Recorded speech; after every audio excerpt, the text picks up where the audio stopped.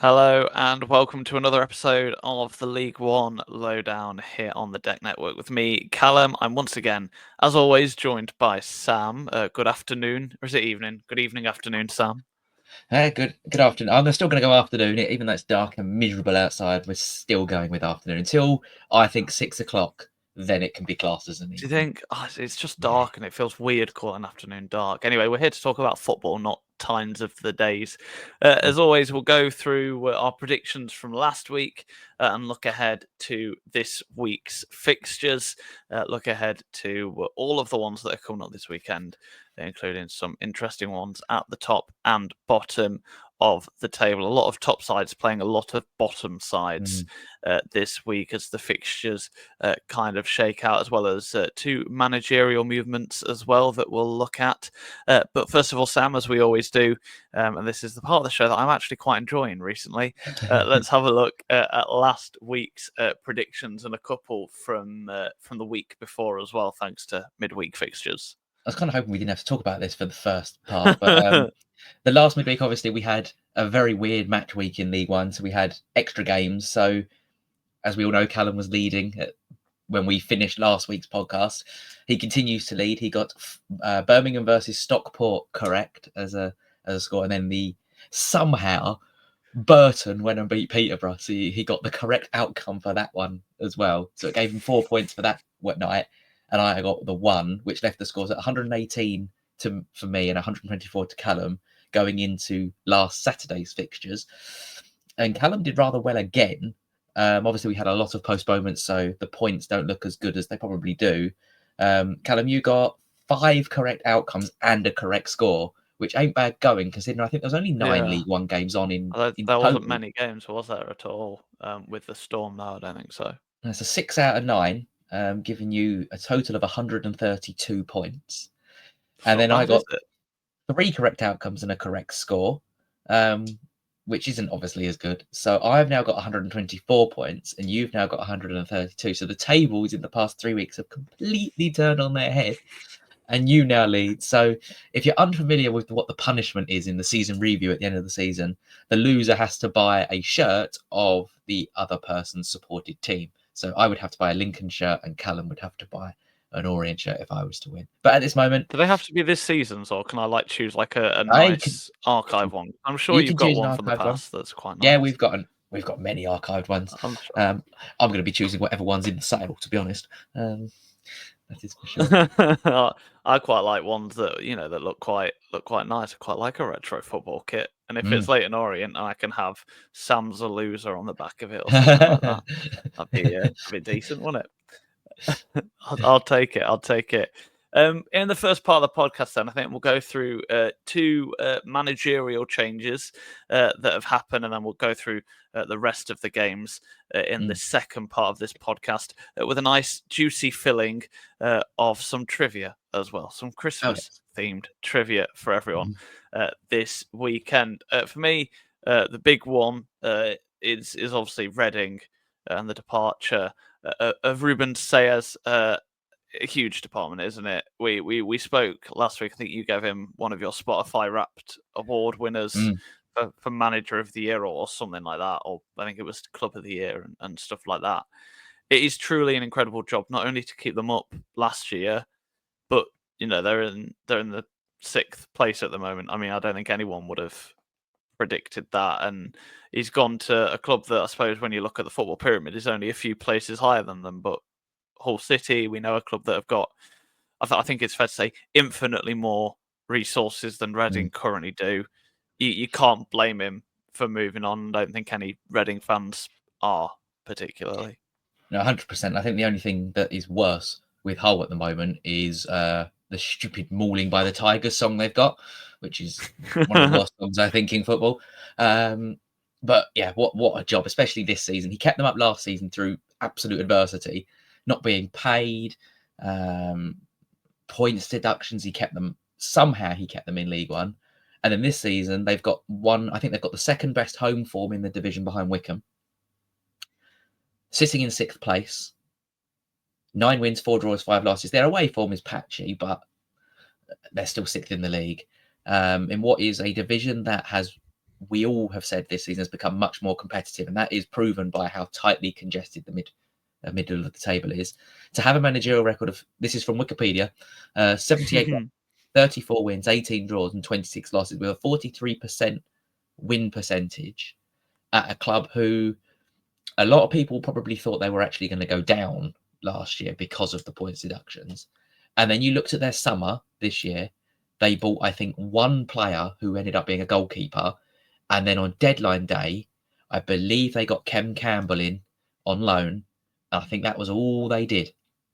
The best bit of business they did was keeping Sellers, keeping people like Lewis Wing, Charlie Savage, Tyler Binden, people like that.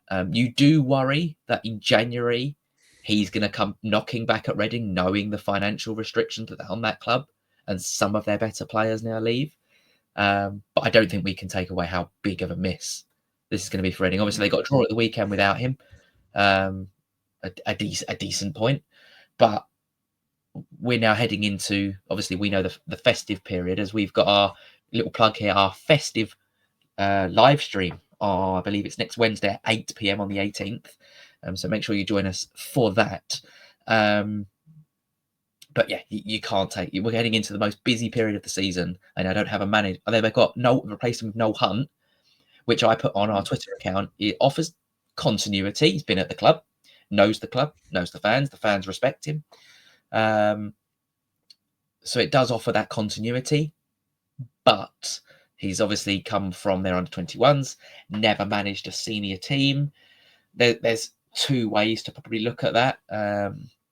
You use somebody like, I'm going to, a completely different comparison, David Horseman, who went to Forest Green last year, managed an under-21 team, I think it was Southampton's, went to Forest Green and did absolutely terribly. Not saying Noel Hunt's going to do terribly, but you obviously think they'll probably lose their best players in January. They're not going to buy anyone. Not that it'll be Noel Hunt's fault. I do see them now falling down the table just a little bit. I mean, the other way you can look at it is he's on a wage as an under-21s manager. He'll have a couple of extra pennies a week, and the responsibility of a first-team manager, for me, it's also, I don't want to say a cheap appointment, but he's not going to command the wage of a recognised League One manager. No. I should say it was a great point Yes. at Wycombe Wanderers without a manager, and we'll talk about Wycombe in a bit. A few signs that things maybe aren't as rosy as they have been recently, but I suppose it's to go from winning every game to drawing a couple is yeah. Well, anyway, onto the point of Reading, it's one of them. They'll probably slip down the table, but it's almost like they've done the hard work. They've got 31 points. You'd imagine they're going to get 20 throughout the rest of the season at least, and that'll be enough to do them justice. I was looking at Ruben Sellers' record. He's had quite the journey to even get to this point. He's been at Villarreal youth team. He was, I think that's Greece. Is it Saloniki? He was a fitness coach like 10 years ago, and he's worked his way up through Karabag, Valencia under 18s, Copenhagen, and he's been around the block, so he knows his stuff. And I think in terms of for Hull City, and not that this is a championship podcast, he's a great little manager and probably one that you can see having quite a big future, and he'll have started in League One. So there we go. But in terms of their game this weekend, Blackpool, who I don't want to say coming back into form a little bit, but they've got 2 wins on the bounce. They were looking at the relegation places, and I'm not saying they're looking at the playoffs now because they're only 4 points away from the bottom 4 and 8 points away from the playoffs. But I don't want to say they're out of it yet, but things looking slightly better than they were a couple of days ago for Blackpool. Well, a couple of weeks ago. Yeah, it's just how competitive this league is, isn't it? A couple of wins. I think they were 18th, and they're now 13th, and everyone's like, my God, what a wonderful job Steve Bruce is doing. We're now mid-table and everybody's happy. I can use my club as a comparison. One of our fans, when we were 18th, wanted our manager sacked because we weren't in the middle 8. We won 1 game, went to 16th, which is just about in the middle 8. No, it's fine now. We keep them in middle 8. Yeah, so it's one of them little cliche things. Don't look at that. Look at the points. Look at how close everything is. Like Blackpool could lose this weekend and they could be 20th. That's how tight everything is at the moment. They win, they could go 10th. And we know Blackpool can score goals. 26 goals in 18 games. That's what? Near enough maths. 1 point something 4 a game, something like that. Big problems, as we all have said, have been defensively. Injuries coming out their backside. But they do have match winners, people like Cole Joseph, CJ Hamilton, Lee Evans, experienced at this level, do have match winners. I think Reading at home, though, are extremely strong, and Blackpool aren't the strongest team away. I probably will go for a 1-1 draw in this one. I mean, for me, I mean, we'll touch on it more as we go throughout the episode. For me, the incredible thing is just how bad a form like every team seems to be in at the moment. There's like a couple standouts in Huddersfield, Wrexham, Wycombe, and Bolton, Stockport maybe included, and Birmingham. But Reading down, like no one else has got half points from the last couple of games. Like everyone just seems to really be struggling. Draws seem to be quite common at the moment. Just everyone seems to be really. I don't know whether it's a bit of fatigue, but like most teams just seem to be in bad form. And okay, there's the occasional win, but I don't know what it is. It just feels like everyone's really dragging their heels. For me in this game, I kind of back Blackpool to get to take advantage of. I don't want to say the uncertainty at Reading at the moment, but the kind of not really knowing what's going on. So I'll Blackpool. There we go. To win 2-1 in this one. Okay, yeah, that's a nice tongue twister, isn't it? That one. Oh gosh. And then we'll move on to the other managerial change this week, which has been Rotherham. Sorry, I say Northampton, who are playing Rotherham this week. I don't think a change at Rotherham's too far away, but anyway, Northampton against Rotherham and John Brady leaving. Now, I'll have to admit, I went on a bit of a break this weekend. I was away from the world for a couple of days in London and just had a nice couple of days and completely switched off my phone. It was only yesterday when I was catching back up on everything for work purposes that I realised John Brady had moved away from Northampton. So Sam, I'll leave you to talk about this one. I was leaving to go away when this was announced, so I will also have been turned off from League One football this weekend. So this is a great advocate for League One football right here. A man who has stabilised, I think, that football club because they were really, really yo-yo-y. Obviously, they missed out in promotion on his first season through that absolutely carnage Bristol Rovers final game where they went and scored 8, I think it was, against Scunthorpe. And they missed out on goal difference. And then Liam Roberts went and got sent off and they didn't win through the playoffs. The following year, they came up, obviously, with us and Stevenage. Last year, comfortable, I think, for most of the season without being spectacular. Obviously, I think it's well documented they probably don't have the biggest budget. They're probably a bottom 4 budget, I would imagine, in League One. You look at their squad this season, it's not what you call a squad I don't think that's going to improve on last year. Yes, they got Tom Eaves, but Tom Eaves has had one prolific season in his entire career. Tyler Roberts has problems with injuries. Cameron McGeehan's been a good signing. He's scored goals this season. Sam Hoskins hasn't hit the same heights. And when you have a player who you've relied so heavily on the past 3-4 years, not getting your 7 goals up until this point, it is going to be a struggle. I don't believe they're in the bottom. They're still not in the bottom 4. They're still in 17th place. They obviously got an impressive victory at the weekend after he left. So they were in poor form. If you did look at the stats, like I like to do, they were near enough bottom in every single aspect. One of the worst offensive teams, in terms of XG and XG conceded. But they find themselves 17th on the table, 2 points clear of the bottom 4.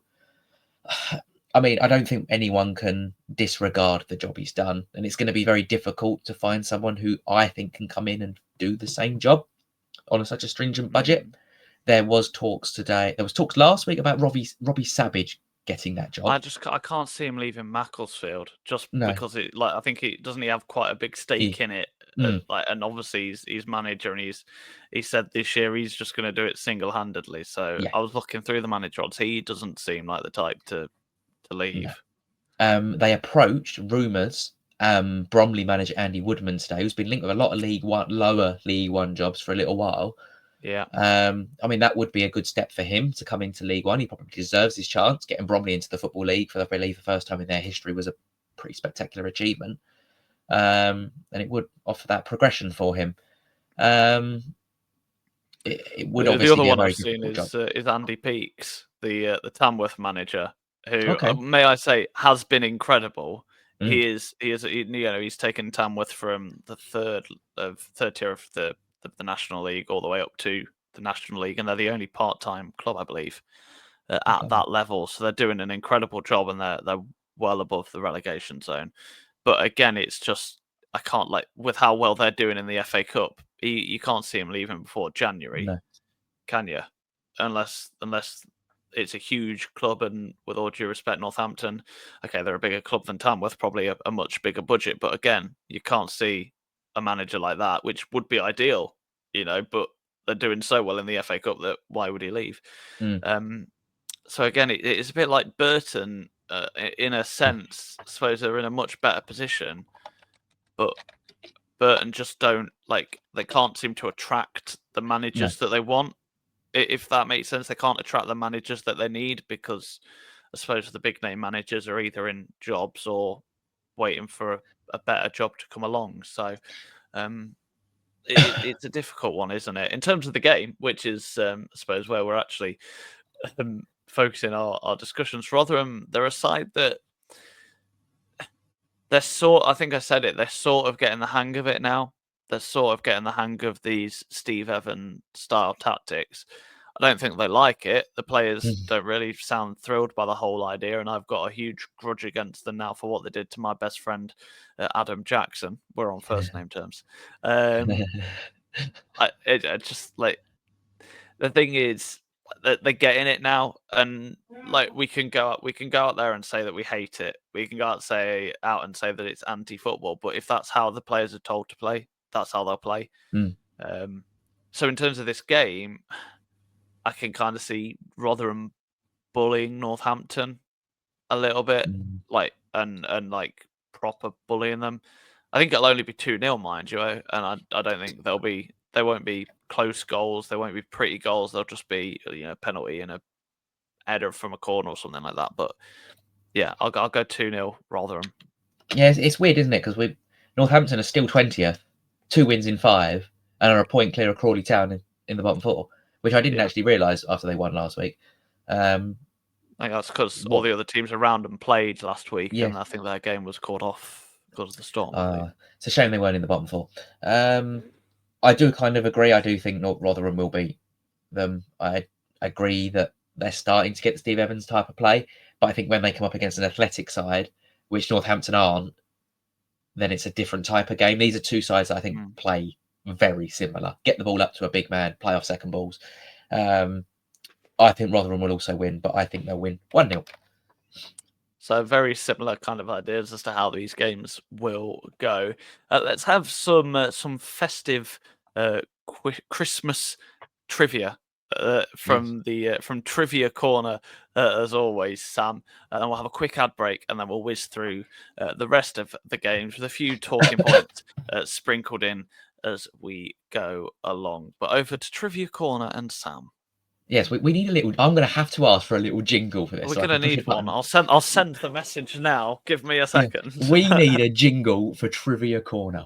So because this is the last Trivia Corner of 2024, because there is no preview show next week due to our live stream, we think that obviously we want to spend time with families over Christmas. Nobody's going to want to listen to 4 geezers talk League One football over Christmas. So we're going to have a big live stream next week. So this is the last Trivia Corner of 2024. So I have made it into a Christmas special. No League One related questions here.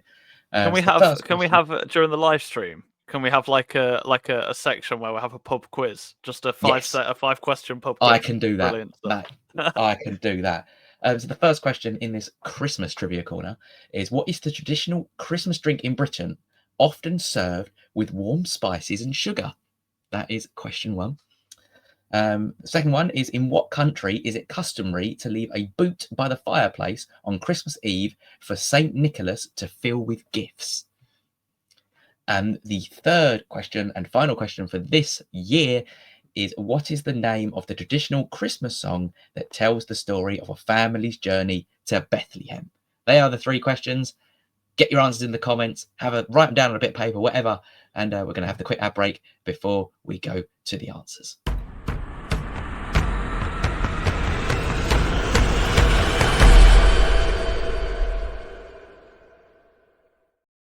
And welcome back to the League One Lowdown here with me, Callum, and Sam.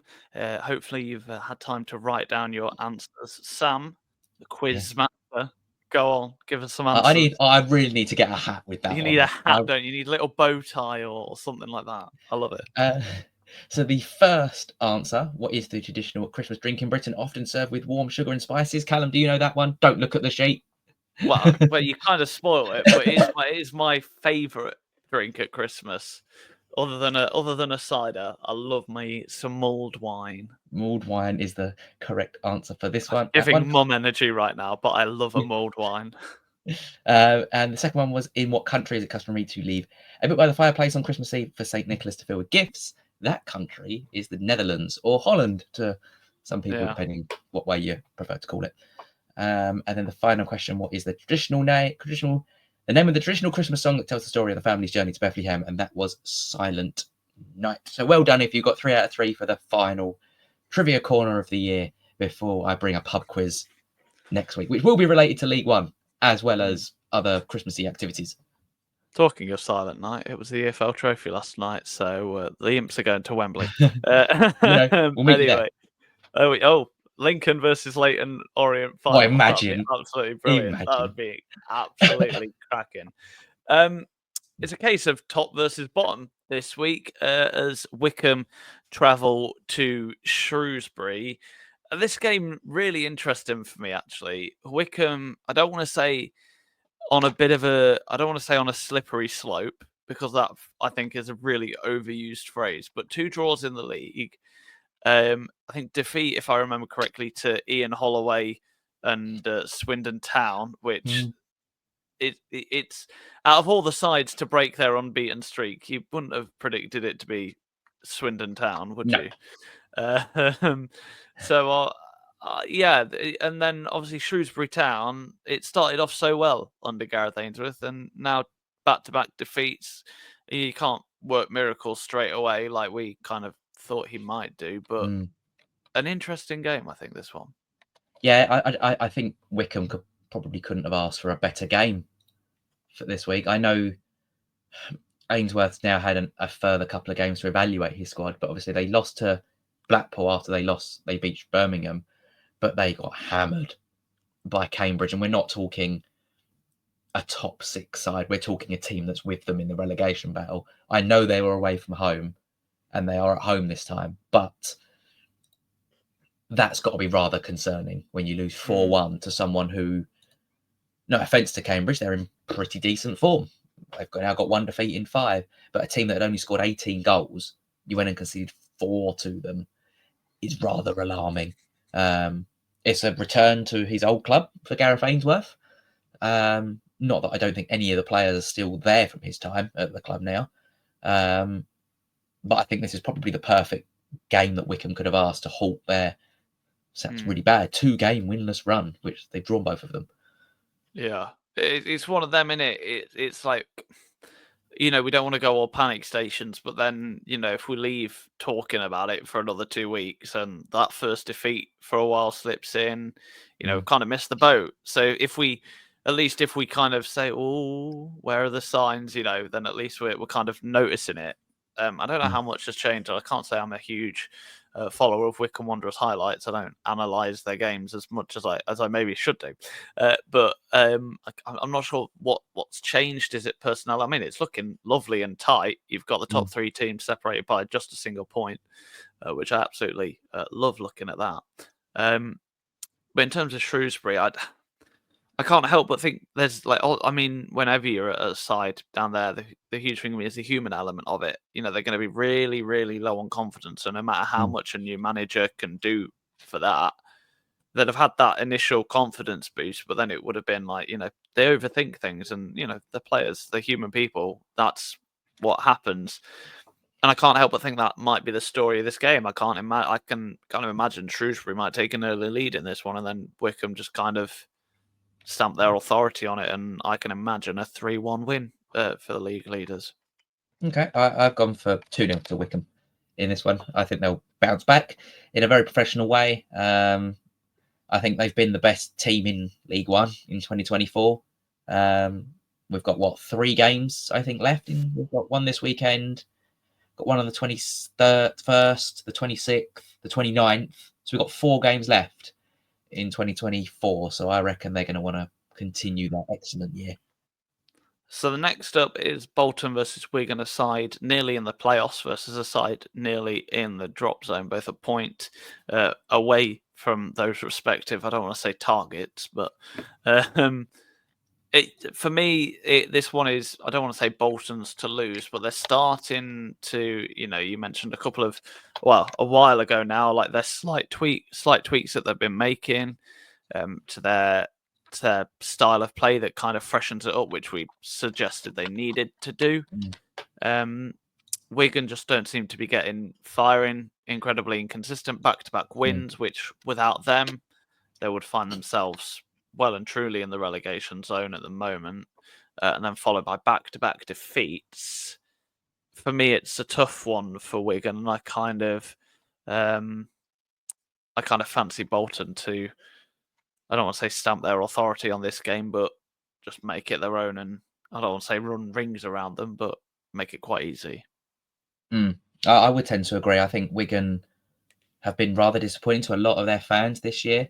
They don't look particularly convincing going forward. While they are a pretty solid side, they have the joint second best defence in the league after Wrexham. They haven't looked like that in past games. They look extremely nervy. It's all well and good playing a possession-based game, but they don't seem to go anywhere with it. The big thing for Wigan in January is they've got to find a goal scorer. I think obviously that's the big thing everyone wants in football. But I'd be rather alarmed if Wigan didn't find someone who can score them 10 goals between January and the end of the season, because they could end up in a bottom 4 battle, to be honest. They've got some really decent players, but there is a chance they could get dragged in, because I have a feeling, which we'll talk about later, Crawley, Cambridge, we know Rotherham will improve. I think Northampton and Bristol Rovers will also get dragged in, as well as Stevenage. So I think we're going to have a really good, tasty relegation battle this season. It's one of them, isn't it? January, you think this year is, for a lot of teams, they know the area they need to improve, and it's just, this is where the scouting department's really in their muscles, I think. For me, Wigan, I think that they're really struggling at the moment. I wouldn't look past Bolton at all. I kind of think, again, kind of a 2-0 easy victory. Wigan, we know, struggle to score goals. I think are they the lowest scorers in the league other than Stevenage? Having a quick look up they are the table. Other than Stevenage, the lowest goal scorer. So I think that'll continue. I think they'll lose 2-0. Yep, I've got exactly the same, 2-0 to Bolton. Beautiful stuff. On to a huge bottom of the table clash as Leyton Orient take on Burton. Can you start doing worse so that actually makes sense? You're kind of escaping the relegation places at the minute. But a bottom third of the table clash as Leyton Orient take on Burton. I'll leave this one with you, Sam, because I'm pretty sure I can imagine what you're going to say about this game. I'm rather excited for this one.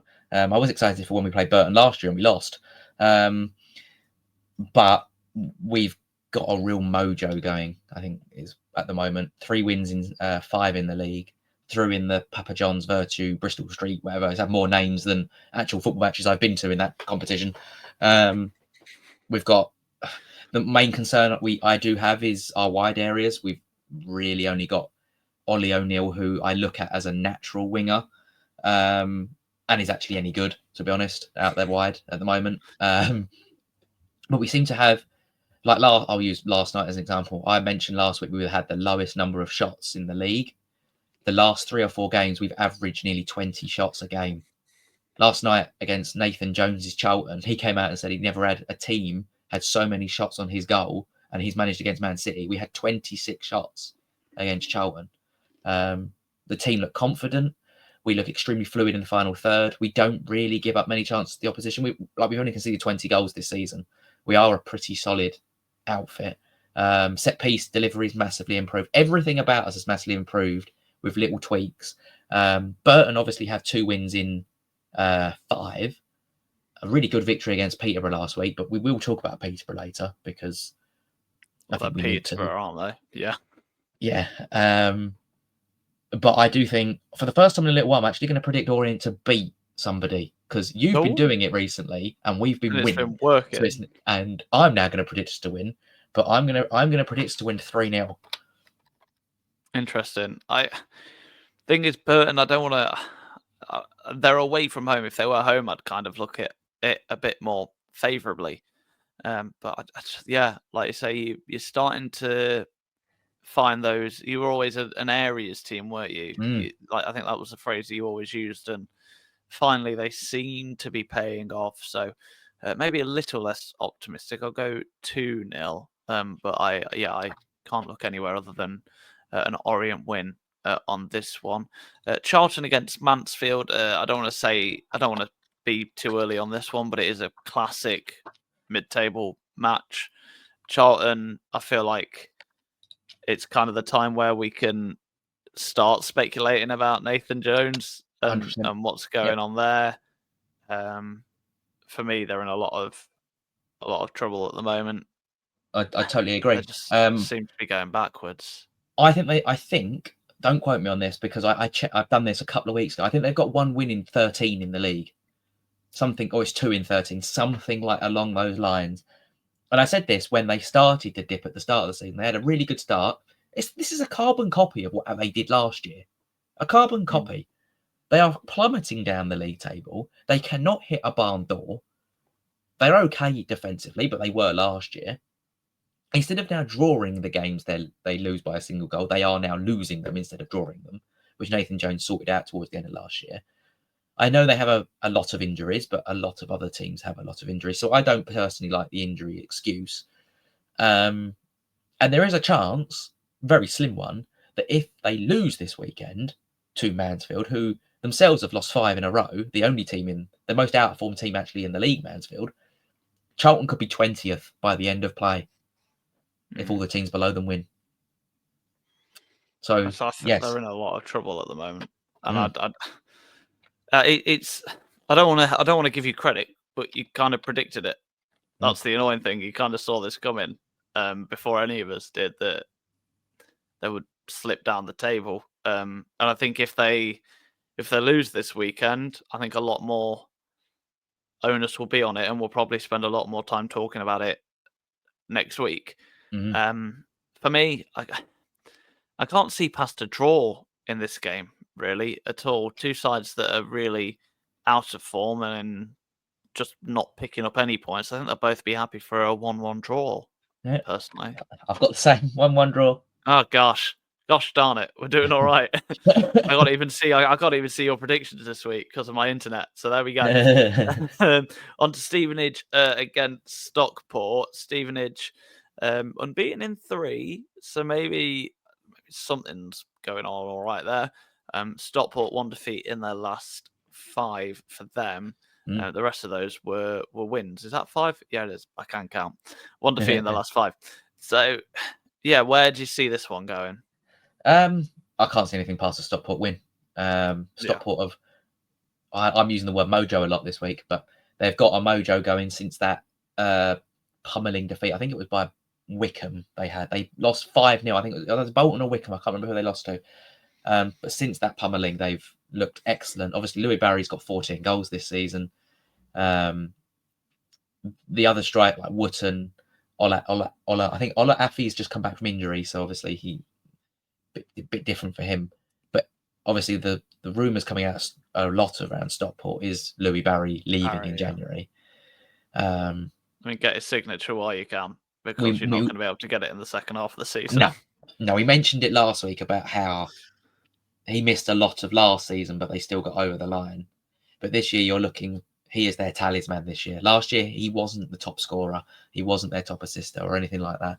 This year, he is their top scorer. He's got 14, which is 4 more than Poku, who's now out for 3 months. So to lose someone who's got 14 of your 31 goals is going to be a humongous miss. There is not. I'm pretty sure he will end up in the Championship. I think he deserves a Championship, or there's a chance he could play for Villa. If Villa get a couple of injuries, there's a chance he could be back at Villa. I mean, the story reminds me a lot of a slightly tenuous connection, but of Ødegaard. I mean, we all saw it was huge potential, and then didn't quite live up to the hype, and everyone kind of slipped down everyone's memory. But now he's really showing what he can do. And fair play to him. I think he has got a bright future, and we'll have to wait and see. You know, it's very rare in League One you can spot a talent like that. You know, dare I say, Brennan Johnson, one of them. You know, you can see Morgan these Rogers. talents coming through. Morgan Rogers as well. You can see them coming through, and you know they're going to go and do stuff. So, yeah, in terms of the game, yeah, you can't see past the Stockport win, can you? I know they're away from home, and it's Stevenage, so it's always not going to be pretty, but 2-0 Stockport.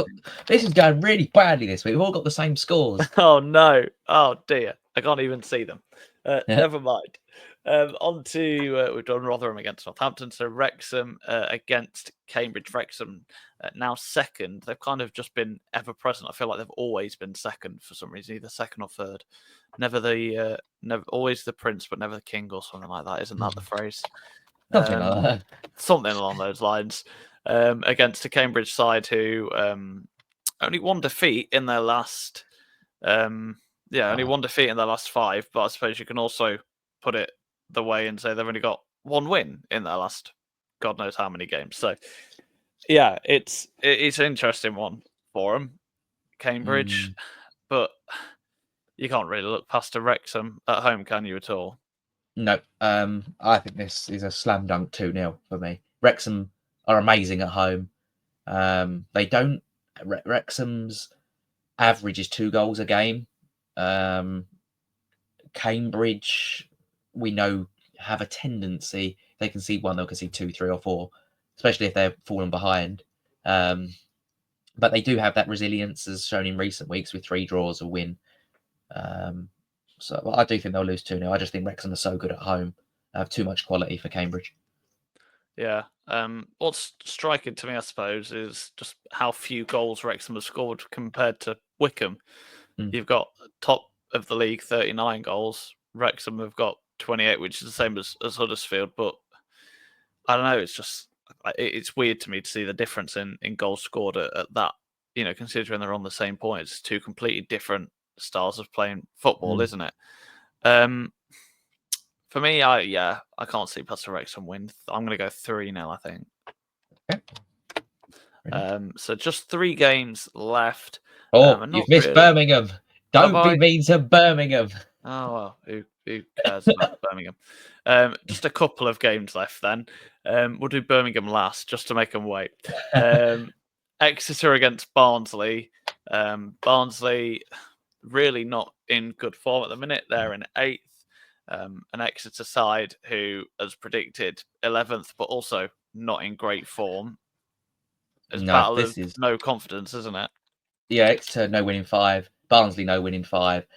They've both picked up 2 points from their last 5 games, which is rather surprising because somehow Barnsley is, even in all of this, are still 8th, mainly because Lincoln are out of form, Mansfield are out of form, Exeter are out of form, Charlton are out of form, Blackpool are out of form, and then there's now a gap to 7th place. So nobody seems to want to be making a charge for that late playoff place at this moment. Barnsley, as we know, are better away from home than they are at home. But Exeter are a decent side at home. The one thing that shocked me about Exeter this year is the amount they've lost. They've lost 8 games, which is the most in the top half. They've only drawn 3, which is the same as Mansfield. Barnsley have drawn 6. Barnsley have scored 27 compared to Exeter 16. I think this game will be a draw, and I think it will be 1-1. I can back Barnsley to get a 1-0 win here, I think. I think it's not going to be one for the archives, but I think Barnsley, to me, in my mind, I don't know whether it's fact, but they just have that little edge of something over Exeter, but that's probably just me saying it. Posh against Crawley. Peterborough, I feel like we just run out of things to say about them all the time. Darren Ferguson, because I think it's really weird to me, like, because there's so much, you can see they've got so much potential. Like, going forward, they are such a good side. But for me, it's just like, what are they, like, it does feel like they're one or two signings away from clicking, and I think that's what Darren Ferguson will be saying. But it's also like, well, come on, you've had a whole summer to get your squad in shape.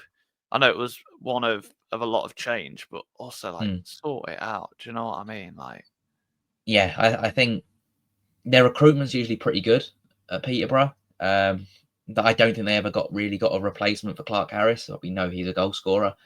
They obviously got a Swedish, I can't remember the geezer's name. They got a Swedish lad coming in January.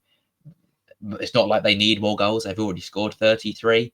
The big loss is now Poku's out for 3 months with a torn hamstring. So that's a big one for Posh. But you're sitting 15th. You're already nearly 10 points off the playoffs. In fact, you are 10 points off the playoffs, which is not where we expect a Peterborough side to be. I've now named them, OK Google, define Peterborough United after their defeat to Burton. They're just an extremely, we use the word bipolar a lot, but they are 1 win in 5, but they still score so many goals. The only League One side not to keep a clean sheet this season. To me, it's mental looking at, you've got, again, we mentioned the difference in football between Wycombe and Wrexham. Peterborough 33-4, 32 against.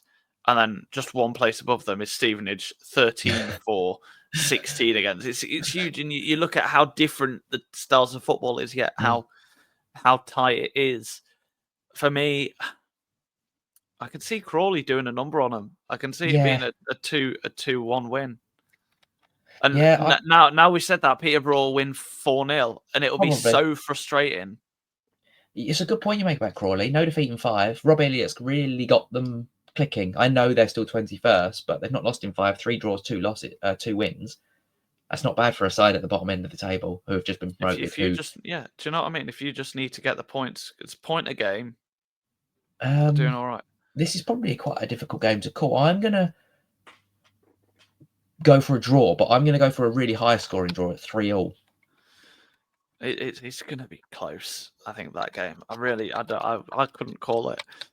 Huddersfield against Lincoln. Huddersfield 4th, Lincoln 6th. I feel like they've kind of done a swap over the last 6-7 games, because Lincoln were playoff chasing and now not, and Huddersfield weren't playoff chasing and now are. So two sides in completely different form, and unfortunately, from my point of view, I know Lincoln have got players coming back from injury. We saw last night, as we were recording this on Wednesday, we saw Tyler Walker back in action, and Tom Bayliss both on the pitch, both getting about 20 minutes or so, which, is huge. Tom Bayliss, we know how good he is from set pieces.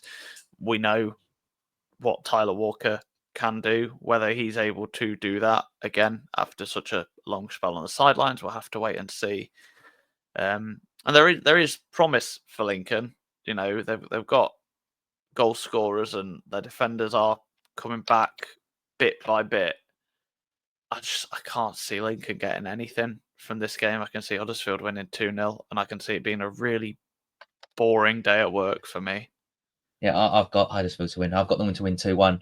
You're not the same side. Alex Mitchell's and Jensen's loss seems to have hurt you a lot more than I think people realise. It's defensively, 100%.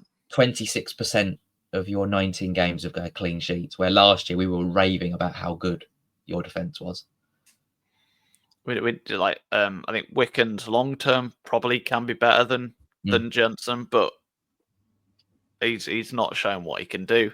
And to be fair, neither are any of the centre backs, but that's because we're having to play right backs at centre back at this point because we've got no fit centre back. So the situation's really weird. It's like you've put a bunch of, it's almost like the defence picks itself, and then opposition managers are able to kind of like tell how we're going to have to play because we get no defenders. So I think Huddersfield will win it. So 2-0 to there. And finally, a game that we probably shouldn't spend much time on because this podcast is already very long and Birmingham just annoy everyone in this league. No offense. Birmingham against Bristol Rovers, another side that annoys everyone in this league. Bristol Rovers, I always feel like, are a side that Lincoln never beat, even though they really should do. For me, obviously, Birmingham, home side, 3 wins on the trot now in the league, finally getting, but they had a bit of a dip, didn't they? Back to form. I can't see this being anything other than a 3-0 and a dominant win, really. Yeah, I've gone for 4-0. If you're looking at points per game, Birmingham are technically top. They've got 2.29 points per game. Wycombe's is 2.22. So Birmingham, if they win their game in hand, will be top of the league. Above, I think Birmingham win 4-0. I've mentioned Bristol Rovers' defence appalling. Worst XG conceded in the league. And when you've got a £20 million attacker in your team, he'll probably score a hat-trick this weekend. Yeah. Not that I'm jealous at all that they've got a £20 million striker and then Alfie May on top of that at all. Yeah. Sometimes it just doesn't feel fair, does it? But that's it for this episode of League One Lowdown. Keep an eye on our social medias. That's at League One Lowdown on both X and TikTok. We're also on Blue Sky as well, so make sure you search that. If you have listened to the end of this episode and you're on Facebook, Spotify, whatever it is, however you listen to the podcast, then make sure you head over and click that subscribe, follow button, whatever it is that you need to do on those platforms. Really trying to make sure it shows up in every League One fans feed at the moment to give you all plenty of entertainment over the festive period. As Sam mentioned, we've got that live stream coming as well. All the details for that will be on our social media. But for now, that's the end of this episode of the League One Lowdown.